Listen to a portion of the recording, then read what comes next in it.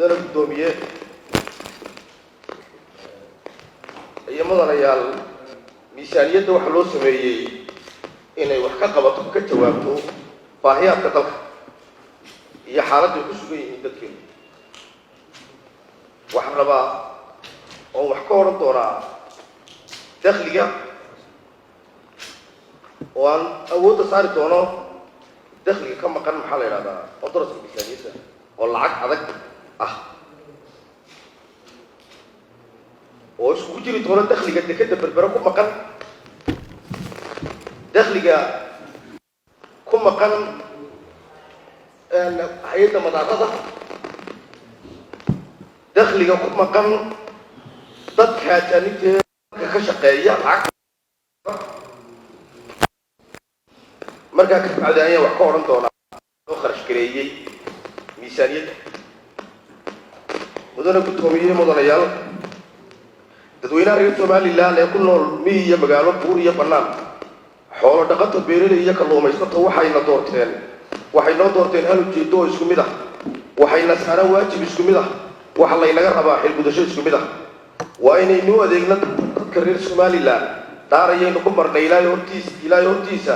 wixii ka hooseeyay mudnaanta la siyaana waa ku xadgudub daareed iyo ka hor imaad rabtaanka shacabka waa wacad fur iyo ballanka bax waa inta ilaahay diiday oo dhankaasi dadkeennu waxay ku nool yihiin duruuf nololode adag abaaro biyo la-aan dhaqaalo la-aan caafimaad xumo iyo inta ay keento baahida iyo lacag la-aanta dadka inta wax goyn kartaa way yar tahay oo waa fara ku tiris sicirka raashinka iyo nolosha oo dhamina kor ayuu socdaa maalinba maalinta ka dambaysa waxaana loogu talagalay oo adduunyadu ku xakamaysaa arrimaha miisaaniyadda dalkeedii ku xakamaysaa dadku markayna doortay 16 sannadood ka bacdi ee golihii hore bedelnay waxay filayeen inaan wax ka qabanno sicir bararka xarkaa goostay ganacsatada heshiiska kuwa dhigmiirashada dadka dayarta ee aan haddana laga qaadin cashuurihii ku waajibay waxaana ku caddayn doonaa in cashuurihii laga qaadin warbixinta soo socota ku caddayn doonaa cashuurta qaaliga ee dul saaran dadka inta dayarta waxayna ka muuqataa dakhliga cashuurahay ka muuqataa siday dayarta u saaran tahay cashuurta iyo sida u saaran tahay maxaa la yidhahdaa ay u saaran tahay dadka aan lacag kale waxba laga qaadin adeegyada bulshada inaan wax ka qabanna ayaa laynoo doortay cadaaladda garsoorka booliska duruufaha adag ee haysta ciidanka oo ah kuwa ugu mushaarka yar ee uu saamaynta ugu weyn ku leeyahay sicir bararku waxa la siiyaa maantu maxay u goyn karaan mudanayaal lacag baad qaadataan waxay qaataan milyan bay qaataan milyanku muxuu gooyaa maanta miyaanay ahayn inaynu ka doodno miisaaniyadda inagoo ogsoon biyo la-aanta haysata dalka gaar ahaan gobollada bari iyo sidii dadka haraada biyo loogu qodi lahaa miyaanay ahayn inaynu mudnaanta siino sidii hooyooyinka umuraaca ee tooshka lagaga umuliyo aynu iftiinu siin lahayn miyaanay ahayn inaynu ka shaqayno sidii waalidka shaqaysta ee aan dhididkooda waxba u goynin shilinkooda wax ugu jiri lahaa mudanayaal iyo mudane gudoomiye horta inagu iyaynu u shaqaynaa maynaan wakiiladii shacabka ahayn miyaynaan ahayn wakiillo shacabku doortay oo ku yimid dareenka iyo doonista shacabka jamhuuriyadda somalilan mudanayaal miisaaniyaddu waa inaan ka doodnaa inagoo ka fekerayna wax ka qabashada arrimahan aan kor ku soo xusay waxaase biyo kama dhibcaana inaanay sinaba sax u ahayn inaynu waqti ku dilno waxaan dan u ahayn dadkiina soo doortay ee inoo haweyna doodayda markii aan miisaaniyadda 2022 soo eegay ee rogrogay waxaan halkan mudane gudoomiye mudanayaal idinku soo gudbinayaa doodayda miisaaniyadda waxaana ka rabaa miisaaniyaddu inay ka jawaabto su'aalaha soo socda miisaaniyadda 30 jirsatay ee haddana ilaa maanta aan hargeysan ka biyalaadahay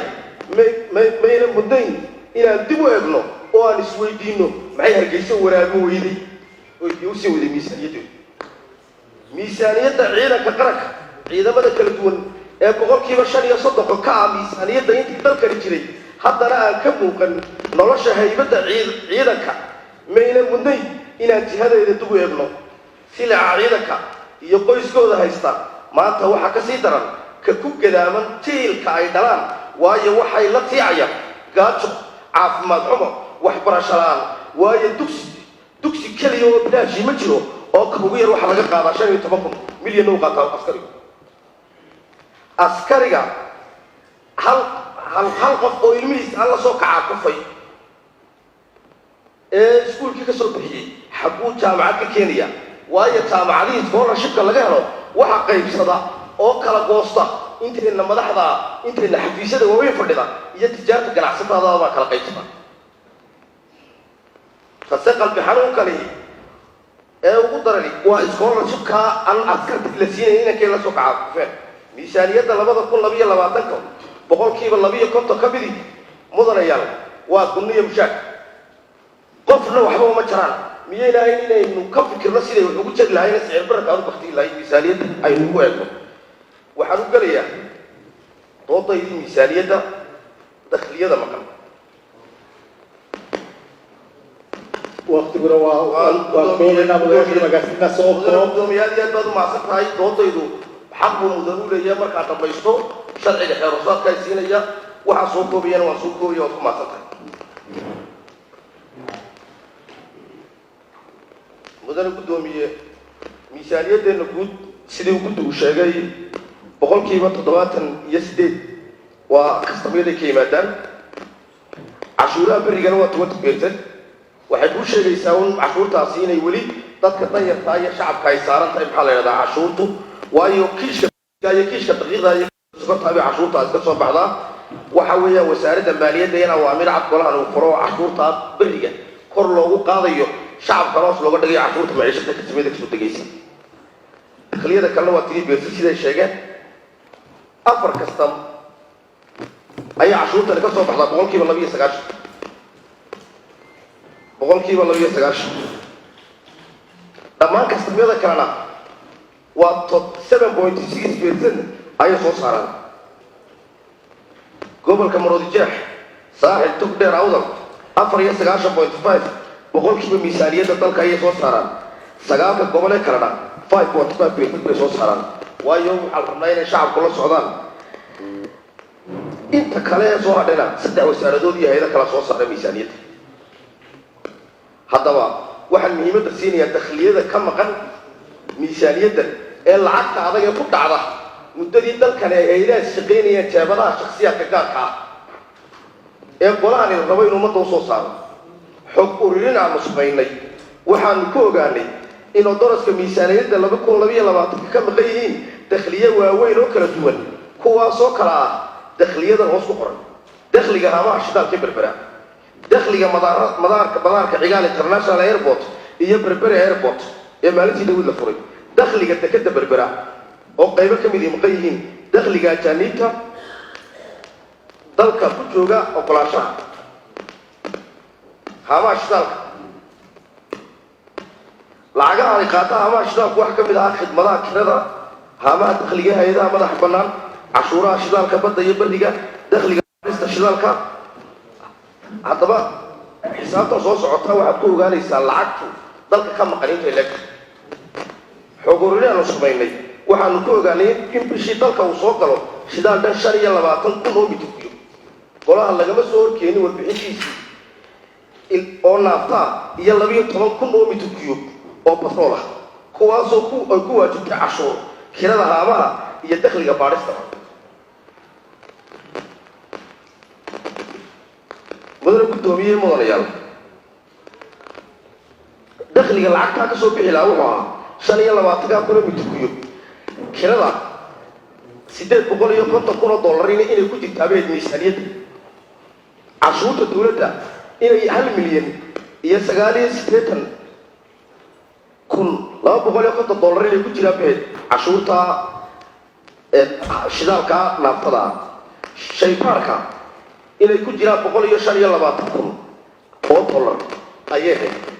lacagta isku deyntu bishii marka la isku geeyo 730 kun baa yimaado oo mitir kuyub lacagta waddanka ka maqanina waxa weeye marka la isku daro guud ahaan waxa weeyaan waa 15 milyan 960 kun oo shilin Soomaaliland meesha ku jirtay muuqaalka ku muujisa shaxda iyo garaafka kor ku xusan ayaa sheegaya in adduun dhan 330 milyan 783 kun iyo 45 $5.8 oo ahaa dakhli ka soo bixi lahaa haamaha shidaalka berbera ay lunsan yihiin. waxaa sanadka 2022 miisaaniyadda dowladda dhexe iyo haamaha shidaalka iyo wadarta dakhliga ka soo xaroon lahaa haamaha uu yahay sanadka 2022 5 milyan iyo 949,543 taas oo cashuur iyo dakhliga shaybaarka shidaalka oo labaduba intay noqon lahaayeen aad uga hooseeya sida ka muuqata shacda sare. waxaa gebi ahaan meesha ka baxday dakhliga kirada haamaha shidaalka oo sida la sheegay ay hadda ganacsatadu u wareegtay haamo gaar loo leeyahay oo ka adeegaya tayo fiican kuwii dowladda. waxaa iyaduna xusid mudan in sanadka 2022 miisaaniyadda haamaha shidaalka ee berbera ay khasaareen $1 milyan ay gelayso, taasoo macnaheedu yahay inaanay xataa bixin karin kharashaadka mushaarooyinka shaqaalaha haamaha. waa ishii dhaqaale weyneeda lacagta intaa lag inay soo saarta ahayd ayaa mudane guddoomiye iyadii difis ku jirto lacag ka baran. xaaladda murugada leh ee ku sugan yihiin haamaha shidaalka waxaa sii murginaya laba arrimood oo kale ah in adduunna $11 milyan oo deyna haamaha shidaalka lagu leeyahay ay ka baxaan qasnada qaranka kadib markii ganacsatada lagala wareegay ay sheegeen in maalgelintii ay ku sameeyeen loo celiyo xukuumadduna way la qaadatay. gooray dhammaanaysa lacagtaasina lama sheegin dayn baa la soo qoraa maalin walba. qodobka labaad ayaa in muddo 2 sano ah ka hor haamaha lagu wareejiyey shirkad laga leeyahay dalka Switzerland taasoo heshiiskeeda aan golaha wakiilada la horkeenin sida la sheegay. heshiiska fulintu gaarka ula gashay in shirkadaasi casriyeyn iyo ballaarin ku samaynaysa haamaha balse dhaxalkeedu noqday khasaaraha intaa leeg ee ka maqan dakhliga qaranka sidoo kalena sababay kor u kaca qiimaha shidaalka ee qaybta ka sicir bararka baahsan ee ku habsaday bulshada Somaliland. waa in heshiiska la kala golaha wakiilada tala soo jeedin mudane guddoomiye mudanayaal waxaa soo jeedinaya golaha wakiiladu degdeg u gudagalaan baadhista haamaha shidaalka iyagoo kaashanaya hantidhowrka guud. natiijada baadhistana lagula xisaabtamayo mas-uuliyiinta haamaha shidaalka iyo wasaarada ay khusayso. in xeerka maamulka haamaha shidaalka degdeg loo sameeyo lana xaqiijiyo nidaaminta iyo maamulka wanaagsan ee haamaha shidaalka si loogu faa'iideeyo fursadda dakhli ay u leeyihiin dalkan. in shirkadda traafik guure heshiiskeeda loo keeno golaha wakiilada. in dakhliga baadhista shidaalka shaybaarka oo ay ahayd inuu noqdo $2 milyan 220 kun ay wasaaraddu qoondaysay 920 kun keliya sida ku cad miisaaniyadda haamaha shidaalka ee hay-adaha madax bannaan baad ka eegaysaa. taasoo macnaheedu yahay in adduun dhan $1 milyan 488,428 ay tahay in wasaaradda maaliyaddu ku soo darto oo doraskan miisaaniyadeed ayna hor yaalla maanta. in cashuurta shidaalka la dhimo waqtigan sicir bararka lagu jiro iyada oo loo danaynayo bulshada layl daran cunto la-aanta gaajada ee reer Somaliland. dakhliga madaarka Hargeysa ka maqan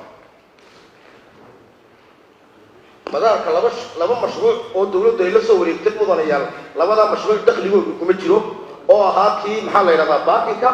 iyo kii security-ga lacagtiisii midna kuma jirto miisaaniyadda. haddana lacag baa la rabaa in iyadii dib loogu qoondeeyo oo shacabka inta laga jaro meelo kale baahi u noqon lahayd in iyadana lagu daro lacagta adagna iyadna waa tana warbixinteeda waa siinayaan inaan doonnana shacabka inagu noo wakiisho.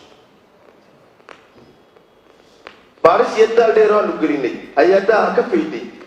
in khidmadihii ammaanka iyo baakinada security baakin fees ay qaadi jireen shirkadaha kale ah Shield Risk Management SRM baa loo jiray Delta oo kala maamuli jiray ammaanka iyo baakinka gegida dayuuradaha caalamiga ee Ciyaal International Airport aanay ku jirin miisaaniyadihii 2019, 2020, 2021 iyo 2022. adeegyadan ayaa xukuumadda madaxweyne Muuse Biixi Cabdi gacan ku hayntooda la soo wareegtay sanadkii 2019 balse aanay soo wareejin khidmadii adeegyada ammaanka oo la qaaday $26 halka baakinka la qaaday inta u dhaxaysa $1 ilaa $3 gaarigii kolba inta gudaha aeroportka uu gaarigaasi ku jira ayay ku xidhan tahay. waxaa kaloo xusid mudan xeerka takaaliifta ee dhaqangalka ah khidmadda uu waajibiyey qofka rakaabka laga qaado uu ahaa $16 balse la kordhiyo ku dhowaad labanlaab iyadoo aanu golo ansixinin oy tahay lacag xaaraan oo ummadda laga qaado. muddadaa 3 sano ee xukuumaddu adeegyada gacanta ku haysay ee aanay marnaba miisaaniyadda ku soo darin muddadaa 3 sano waxaa qaranka ka lumay adduun dhan qiyaas ahaan 12 milyan $494 $4,490 marka lagu xisaabtamo duulimaadyada hoos u dhacay 2022 COVID-19 halka lacagaha baaqikee iyaduna maqani noqonayso muddada 3 sano lacagtan 330 milyan $2,658 lacagaha labadan adeeg isku deyntoodu waxay dhan tahay $12 milyan $826 dhibic 850 ayay dhan tahay lacagta 12 milyan ee shakhsiyaad gacantooda ku jirta ummadayna doorato in loo keeno oo soo baadhna oo quluhu u yeedho waajibaadkiisa oo ka maro lagu soo daro miisaaniyadda leedaha wasiirka maaliyadda inagu shacabkiina u tisho mudanayaal lacagta ayaa gebi ahaanba aan ku dhicin khasnada dowladda dhexe kuma dhacdo balse ku dhacda akowna gaar ay u leedahay hay-adda duulimaadyadu oo ay ku leedahay bangiyada gaarka loo leeyahay walow wasiirku hordhaca buugga miisaaniyadda iyo hadalkiisa golaha labadaba uu ku daray inuu soo xereynayo lacagaha miisaaniyadda ka maqan oo laga yaabo inuu kuwan ka hadlayay haddana kuma soo darin miisaaniyadda mudan guddoomiye waxaa kaloo dhammaantood aada u hooseeya khidmadaha mushaaxa hawada navigationska iyo degidda laadinka iyo rarista iyo dejinta hadhali commission ee miisaaniyadda ka muuqda waxaa intaas dheer oo aanan xisaabta ku darin khidmadaha laga qaado diyaaradaha hay-adaha caalamiga ee UN-ta EU-da iyo enjooyada caalamiga ee dalka yimaada kala soo jeedin mudana guddoomiye mudanayaal waxaa soo jeedinaya in golaha wakiiladu degdeg u gudagalaan baadhista xigaal international iyagoo kaashanaya haddii dhowrka gudo lacagta ummadda aynu soo celinno in shirkadda biek ee maamulaysa garoonka diyaaradaha caalamiga ee berbera heshiiskeeda loo keeno golaha haddii aan la keenin loo golo u dalbado shirkudoonku warqad u qoro in ugu yaraan miisaaniyadda 2022 dib loogu noqdo oo lagu soo daro $12 milyan ee qaranka ka maqan taasoo isku jirta khidmadii adeega ammaanka baakika ee ay qaadi jireen shirkadihii xukuumaddu kula soo wareegtay dakhliga dekedda berbera sidaynu ku ogeyn heshiiskii halkan laga asixiyey 2017 mudanayaal 3 lacagayo ayaa ku lahay heshiiska dekedda berbera mudane maxamed abiib waxay haddii aad istaado warbixintan oo dhan ma akhriyo guddoomiye waxay ahayd inaad soo qaadayso qodobo kooban oo baad u istaagay lacagta faqad baad u istaagay waayahay waa wadaa markaa dhameeyay iminka 20 daqiiqaad maraysaa 5 daqiiqaad ku haray 20 daqiiqaad ku haray kay xaqiiqo guddoomiye dhamaysto guddoomiye doodayda golahani inuu qof mudanuhu qoli xaq u leeyahay markuu doodiisa galo waqtiga uu doodiisa ku dhamaysto ka baxaya xeeroosaadka sheegaya taasina waa khudbadda halka laga jeediyay 5 daqiiqo 5 sano ka hor ayaa dekedda berbera gacan ku-haynteeda la wareejiyey mudanayaal 3 heshiis baa jiray oo aynu wax ku lahayn boqolkiiba 5 waxaynu ku lahayn faa'iidada ay dekeddu soo saarto 5 milyanna waxa weeyaan waa lacagtii kirada dekedda weyn tan beersadna waxaynu ku leenahay marka lacagta guud ayaa beersad laga jariyay intaan kharashaadkeedii waxay laga jiray haddaba muddadii 5 sano ay joogtay guud ahaan iyo gaar ahaan sanadka 2022 maxaa miisaaniyadda lagaga soo daray dakliyada kala duwan ee ay dekedda berbera ummadda aynu u shaqayno jeebadaha ummadda lacagtii adkeed ee ummadda caafimaadka loogu dhisi lahaa ee golaha lagu shaqayn lahaa shakhsiyaadka jeebadoo ku dhacda kirada waxaa haba yaraatee miisaaniyadda lagu soo darin kirada 2 sano u horreeyey taas oo wadarta qaranka ka maqanay tahay $10 milyan sanadka 2022 miisaaniyadda waxaa ku jira 35 bilyan taas oo ka yar intii ay noqon lahayd 5 milyan marka Soomaaliland shay lagu sarrifo ee loo isticmaalo sarrifka suuqa xorta maadaama lacagta aynu dollar ahaan ku qaadano ilaa 800,000 ayaa sarrifka la adeegsaday uu lumiyay lacagta kirada dekedda tan beersadka ama royalty fees sanadka 2022 iyo sanadkii hore ee 2021 lacagta miisaaniyadda way ku jirtaa sabaynu qaadan in laga doodiyo in kala wali hal mudane doodi maxamed waa in mudanayaasha la weydiiyay waa sii mudane ma aadan hadlayo waqtigaasi lacagta ka maqan miisaaniyaddu ee tan beersadkii waxay ku jirtaa sanadkan waa 8 bilyan 712 milyan 394 shilin baa ku jira oo u dhiganta 5 milyan 530 $340 celisahan haddii aynu soo qaadanno in sanadkii ay noqon lahayd $4 milyan waxa maqan $12 milyan oo ah saddexdii sano hore ee miisaaniyadda lagu soo diray macaashka iyo khashaaraha shirkadda aynu islaamiga ku leeyahay DP World ayaa wax warbixin maaliyadeeda financial report waxay ahayd si transparent loola wadaago ummadda inay khasaartay iyo inay faa'iido maalintii dawladda wasiirka markii la weydiiyey uu ka wareegaystay laakiin maadaama aan xog rasmi ah loo keenin golaha wakiilada iyo madruux xaq u leeyahay inuu warbixin u helay uu shacabku u sheegay waxa loo soo baxday markaa gudoomiye maadaama laynala wadaagin xisaab celinta rasmiga ahayd waxaan sameynay xog raadis in shirkadda sanadka 2022 iyo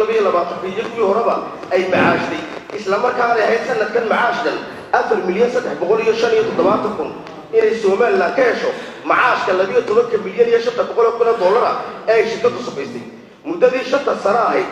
haddii saddex ka mid ay macaashu dhigmaka sanadka 2022 ay samaysay celcelisaa waxaa dalka ka maqan $13 milyan iyo $125,000 gabagabo isugeynta lacagaha qaranka ka maqan muddadii DP World shaqaynaysay kirada $10 milyan bay naga maqan waa in golaha la hor keeno golaha doono shacabku wakiilnimadiisii uu ku doono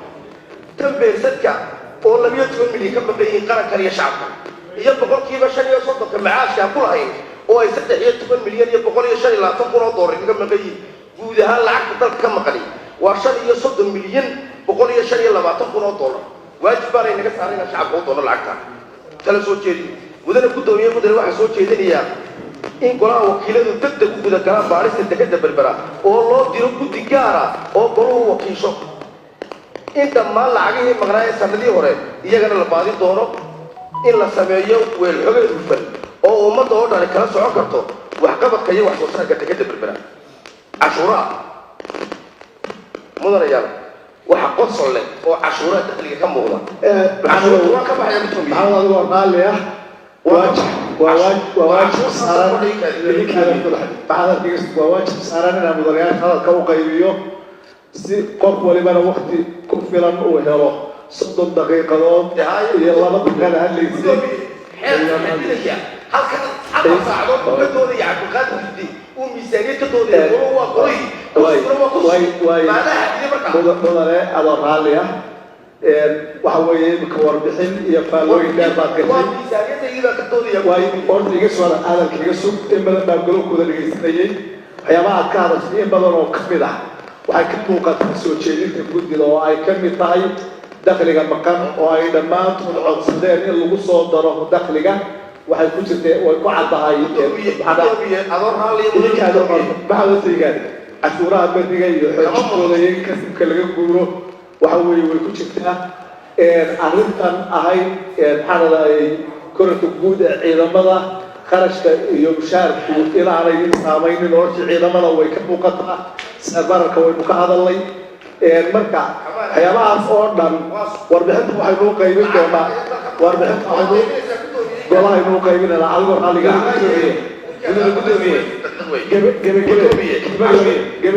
هالك على عشوائي حقصر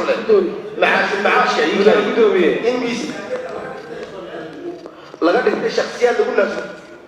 horta hadalka maxamedow adigu aad u qaali ku ixtiraamaya mudane dooda waynu wada leenahay golahana way u dhaxaysaa qof quri waqtigii maanta oo dhan ma qaadan karo cali waxaan siinayaa mudane gudoomiye iyo mudanayaal anoo ixtiraamaya soo jeedinta gudoomiye markaa maad u furaysaa xildhibaanku xaq u leeyahay inuu doono حيل حديدية كسور حديدية أنا بدي لا ساعة ولا ساعة أول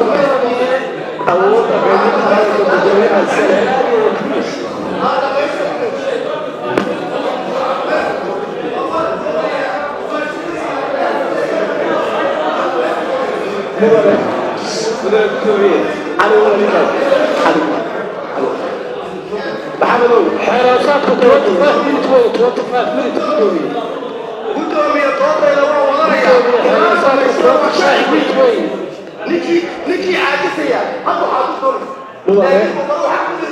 مدري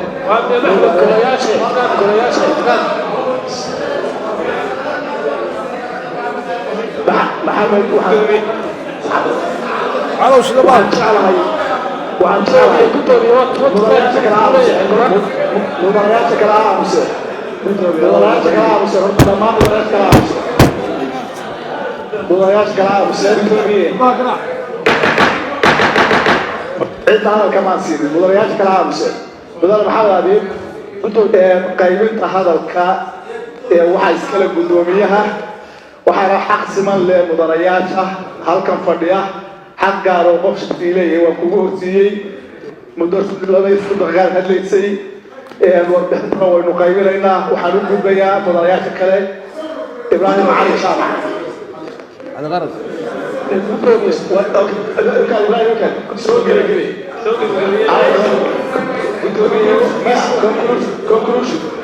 conclusion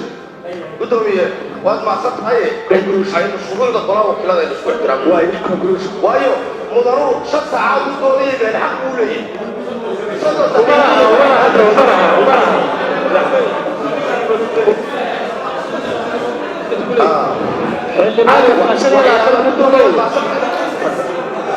والحق ما دول ذي نفس ساعات ما كانت قد تطول يعني محمد والله صدق وحياة عجيبة ميزانية كل سنة واحد كاملة معاش المعاش شركة واوين بخارضة يكون حسودة جيا وحكى عشور بدن ضدك الشعب كيو شقيا كميزانية بدن لعقتي أبكي عشورتي لقى قادم معاش المعاش جاي بدن أكبر دعمي وحنا كان كيسا جاتوسكا ماذا إسامات كعشورة معاش المعاش أو أمرك يسوع إن معاش المعاش عشورة جراس وسيلو كونسي استفاد بيا ميزانية هل كتبت كوش غيا أو عشورة معاش قرار ريكا 1.74 وصغنا وكيا ميزانية مسكين بقى مسكين لفورة ما طيب تبع عشورة لقيت هذا المحل لو قال وش كده سكاسيت يبقى خرط عشورة مدرب بدونية يا مدريا روح أقصر له أو المرنا بس ماشي قبل إن هي الدولة أو أي كم تاعي وسعرت ورفافيت وصدق وسعرت صدق شقوق قبل إذا عطى في شركة يتطوّمي ميزانية $1 مليون وسعرت ورفافيت مع مشروع حتى لو حكى الملس صدق $1 مسافري والجيش توّمي طول ما صمدوا كشقة يقولوا وسعرت ورفافيت وحكلا وكيله دو سو jeedinaya $300 إلا ترى oo la geeyo maxaa la yiraahdaa isbitaalka Burco la geeyo ama lagu daro lacag abaar mudane gudoomiye mudanayaal aqalka inaga soo horjeeday madaxtooyadu wuxuu maamulaa 19 milyan oo dollar muxuu ku qabtaa golahan waa waajibaadkeeda madaxweynaha la muujiyo waa waajibaadkeeni weey lacag wuxuu ka miisaaniyay oo ka madaxtooyadu ka miisaaniyay badan marka aqalka madaxtooyada leego 25 hay'adood oo wax soo saar iyo kuwa hufnaan isku jira su'aal ku shacabka laga doonayaa inay halka ku noqono oo aan iska dayno qowaaidana ka shaqeynayay 2 daqiiqo la leeyahay 7 daqiiqo sicir barar bas ka baxda gudoomiye waad ka shaqeynaysaa